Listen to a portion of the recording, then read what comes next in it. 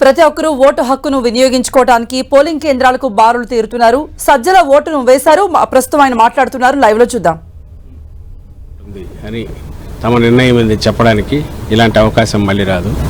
అందరూ తమ ఓటు హక్కు ఉపయోగించుకోవాలి. ఖచ్చితంగా మంచి పాలనకు కొనసాగింపు ఇది ఇవ్వాలని ఆకాంక్షించారు. ఏర్పాట్లు ఎలా ఉన్నాయి? ఏర్పాట్లు చాలా బాగున్నాయి. అందరూ కోఆపరేటివ్గా ఉన్నారు, బాగున్నారు. అండ్ వాళ్ళకి సంబంధించినంత వరకు ఇవి ఎంత ప్రశాంతంగా జరిగితే అంత మంచిది. ప్రశాంతంగా జరగాలి, ఎలాంటివి ఉండకూడదు. ప్రజలు తమ ఆకాంక్షలు అయినట్టు వాళ్ళు ఓటు వేసే వాతావరణం ఉండాలి. మా వైపు నుంచి దానికి పూర్తి సహకారం అందిస్తున్నాం. మా కార్యకర్తలు కూడా సంయమనంతో ప్రశాంతంగా ఉన్నారు.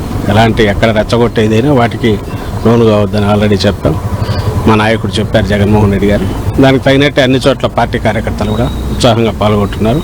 ప్రశాంతంగా ఎన్నికలు ముగిసేదానికి తమ వంతు సహకారం అందిస్తున్నారు. Thank you. సార్ ఒకసారి గుర్తు చూపిస్తారు సార్. ఓటు వేసారు గుర్తు.